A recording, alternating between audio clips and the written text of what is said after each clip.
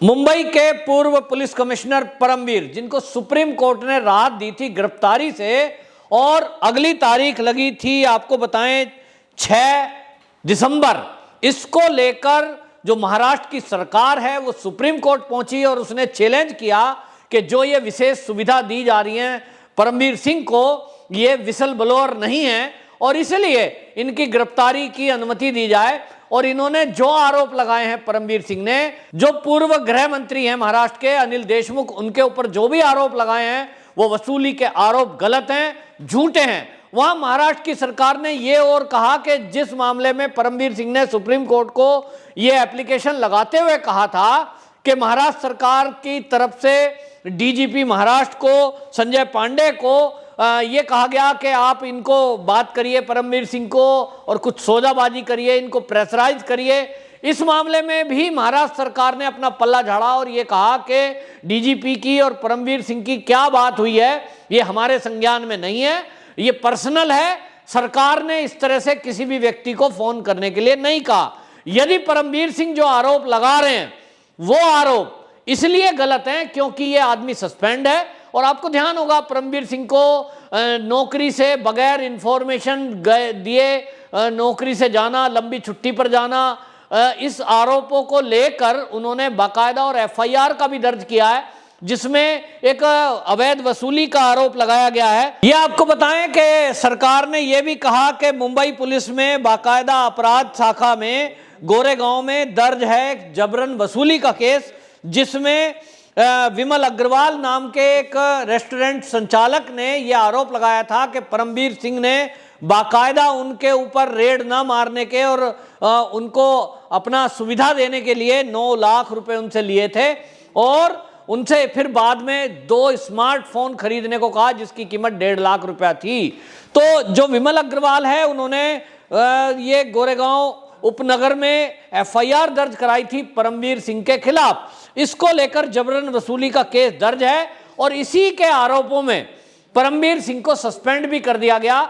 यह एक बेस बनाया गया इस एफआईआर को कि एक व्यक्ति के खिलाफ ये एफआईआर है जबरन वसूली का और इसकी हम जांच कर रहे हैं, मुंबई पुलिस की अपराध शाखा इसकी जांच कर रही है। तो सुप्रीम कोर्ट में बाकायदा महाराष्ट्र सरकार ने परमवीर सिंह को यह कहते हुए राहत देने से मना करने के लिए आग्रह सुप्रीम कोर्ट से किया कि एक व्यक्ति जो उगाही के मामले में सस्पेंड है, जो दोषी है प्रथम दृष्टया और उसकी जांच चल रही है, ऐसे व्यक्ति को आप गिरफ्तारी से छूट ना दें। और विसल ब्लोअर आप जानते हैं वो होता है जो सरकार के विरुद्ध, सरकारी संस्था के विरुद्ध यदि कोई आरोप लगाता है कोर्ट में, तो यदि वहां वो आरोप झूठे पाए गए तो उसको सजा है, उसकी नौकरी भी जा सकती है।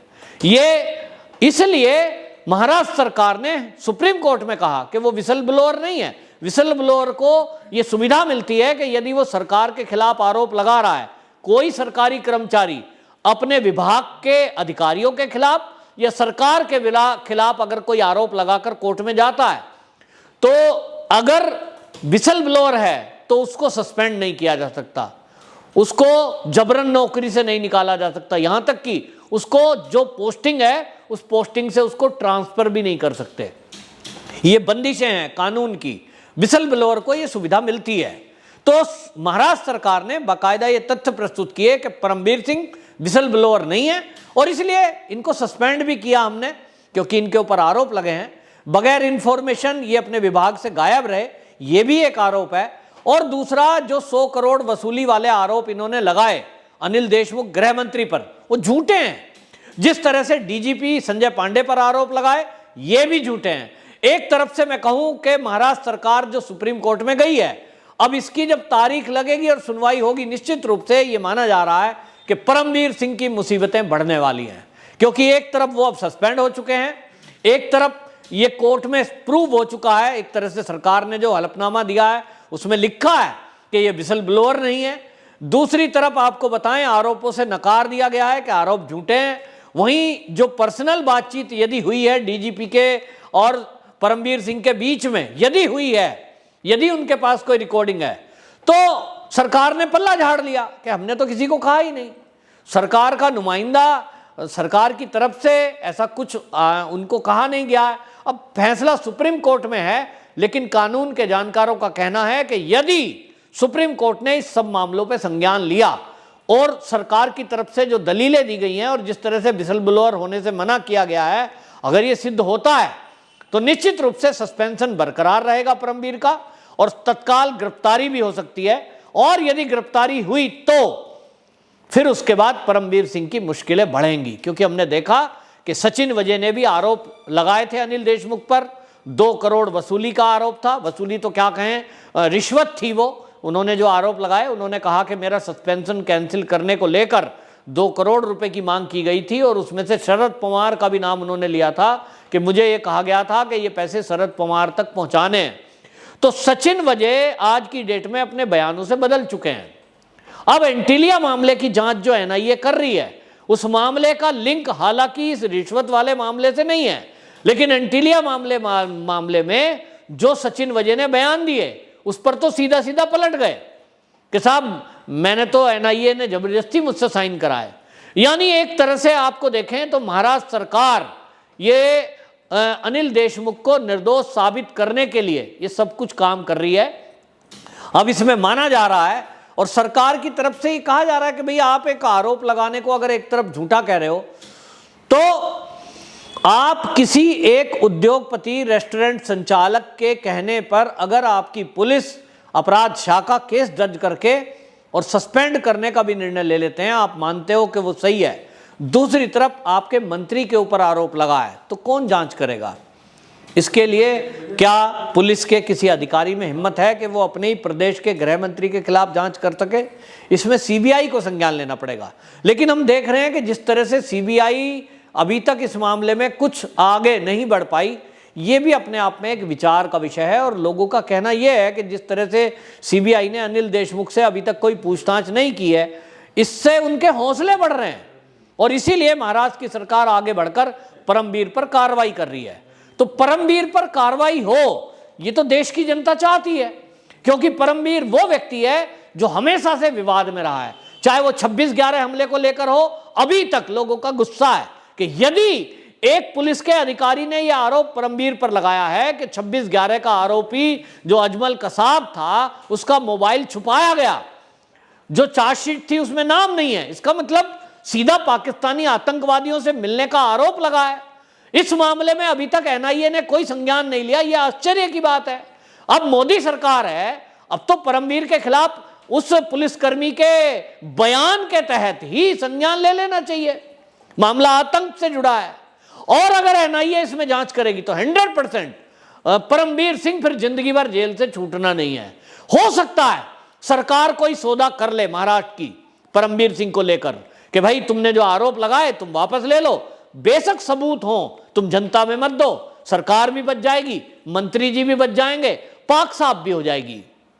लेकिन अब केंद्र सरकार क्या कर रहा है, देश की जनता ये जानना चाहती है। केंद्र को तो इस मामले में तुरंत तत्काल अनिल देशमुख के खिलाफ सीबीआई को एक्टिव करना चाहिए कि भाई तो जल्दी से जांच करो, पर डे इसकी जांच करो, पर डे रिपोर्ट दो। दूसरी तरफ अब परमवीर सिंह के ऊपर जो आरोप लगे हैं 26/11 वाले को लेकर, ये बहुत गंभीर है। इस मामले में तत्काल एनआईए जांच करे। और मैं एक और बात कहना चाहता हूं कि जिस दिन एनआईए इसकी जांच करे और सीबीआई जांच करे, ये जांच करे सुशांत सिंह राजपूत की मौत के रहस्य को जानने के लिए भी, क्योंकि वो राज भी परमवीर सिंह के सीने में दफन है। दूसरा, यह भी जांच होनी चाहिए सीबीआई के द्वारा कि फर्जी टीआरपी घोटाला जो था, उस फर्जीवाड़े में चीजें सामने आई थी, किस तरह से रिपब्लिक चैनल को बंद करने का एक षड्यंत्र हुआ, किस तरह से इंडिया टुडे ग्रुप के कहने पर फर्जी टीआरपी केस दर्ज हुआ, वो मामला वहीं का वहीं है। उसका भी खुलासा होना चाहिए कि एक सच्चा कोई देशभक्त पत्रकार यदि अपनी पत्रकारिता करता है, उसको जेल में डालने का षड्यंत्र, उसमें कौन कौन लोग शामिल थे, ये परमवीर सिंह से उगलवाना जरूरी है। पूरा देश प्रतीक्षा में है। 3 बड़े मामले जो परमवीर सिंह जिनसे जुड़ा है, उसको पूरा देश जानना चाहता है।